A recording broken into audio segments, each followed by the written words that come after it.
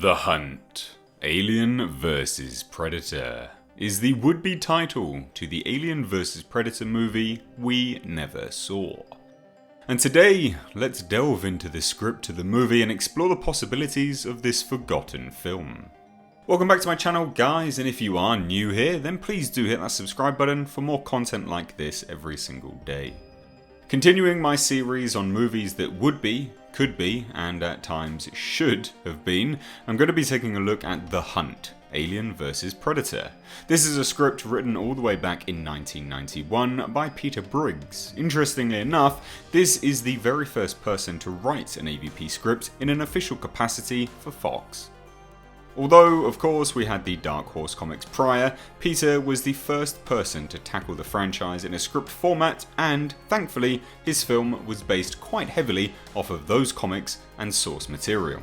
The first act of this film would open on a distant, desolate planet. A hunting party of predators have just finished a hunt. Focusing on xenomorphs and taking their trophies, they head to their ship to set off once more into the galaxy. The Predators are led by an individual known as Broken Tusk. He is the leader, a fearsome warrior.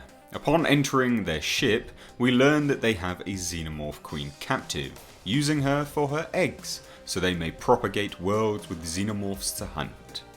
Side note, for anyone familiar with the Dark Horse comics, you will all be aware that this follows very closely and is essentially a direct adaptation of one specific book. In the first scene, we learn more about the Predators' technology and their culture, their ways of hunting. We see the eggs emerging from the Queen's egg sac, and as they do, they are each individually scanned. The Predators are searching the contents of the eggs to ensure no royal facehuggers are seeded onto any of their hunting planets. The xenomorph is worthy prey, one of the best hunts the yautja can face. However, the yautja are not stupid. They have no wish for the hives to grow out of control, and just like a farmer, they have to keep their stocks in check. Not too many, not too few. As this process is happening, their leader, Broken Tusk, interrupts. Speaking in their language of iconic clicks and ticks, we get the impression that this yautja clearly wants a harder challenge, a greater hunt. He loads a royal egg into a seeding probe and shoots it off into space. Now, following the probe, we see its destination, landing on Ryushi, a distant planet manned by colonists for communication purposes. The probe, upon entry, destroys a relay satellite, cutting off the communications between nearby colonies and between the comms outpost and a group of civilians on a hunting expedition. The hunting party are the first to notice the probe. They see it as it comes into the atmosphere. They watch as it falls and lands, heading off to investigate, not aware of what awaits them. Ackland, a member of this party, is the first to be attacked. He's subdued and the facehugger latches on, laying its embryo inside the man. As the group heads back to their camp with the unfortunate Ackland, they are attacked. Broken Tusk and his yautja hunting party are here, on Ryushi. They kill all in the human group, save for one, who manages to escape. As the Predators assess the scene of their carnage, they notice Ackland, facehugger still attached, and leave him, knowing that this will likely make for an interesting challenge. Once, of course, the xenomorphs spread and the chaos ensues.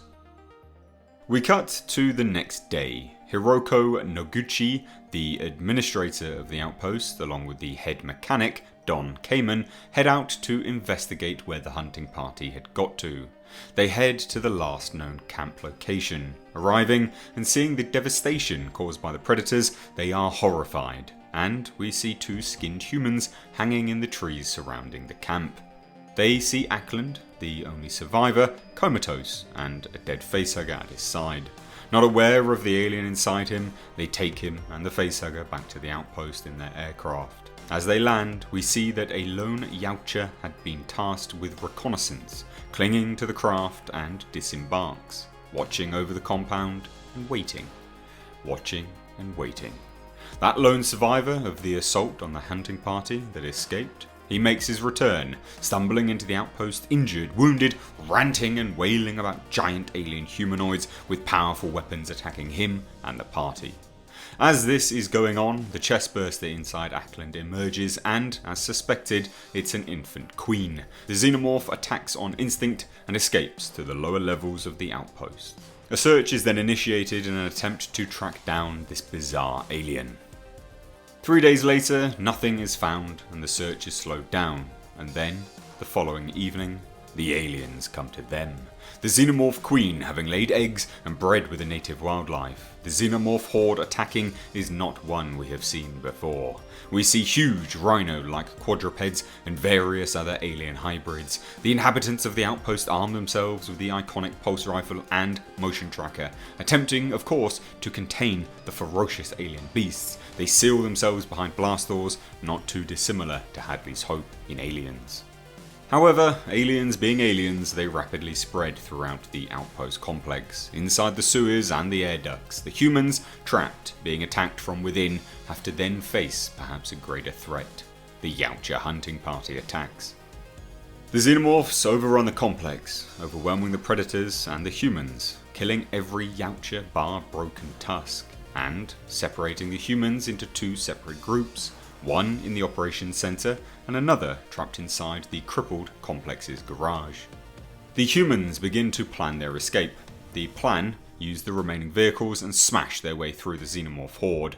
One vehicle is in fact capable of transporting the entire operations center, where some of the survivors are holed up. As you would expect though, there is a very specific way of loading the operations center onto the vehicle. It has to be lifted by a crane. Noguchi volunteers to head to the crane. She steps into a diving suit with a motion tracking system built in, as she has to swim through the sewer system to get to the crane. As she heads into the tunnel system, she comes across the hive. Discovering the xenomorphs and being attacked, she bravely battles them and manages to escape into the crane system. The xenomorphs are now on her tail and the survivors are forced to leave her behind, stuck. Trapped and cornered, she is then saved at the very last minute by Broken Tusk, who we can assume is impressed by this human's bravery. He decides to arm Noguchi with a combi stick, and we know now they have teamed up, human and yautja side by side fighting. They head into the hive, and as they go into the egg chamber, Broken Tusk sees one of his hunting party, strung up against the wall, chest ripped open from the inside, and meanwhile Noguchi finds Cayman on a wall, impregnated, struggling, begging to be killed.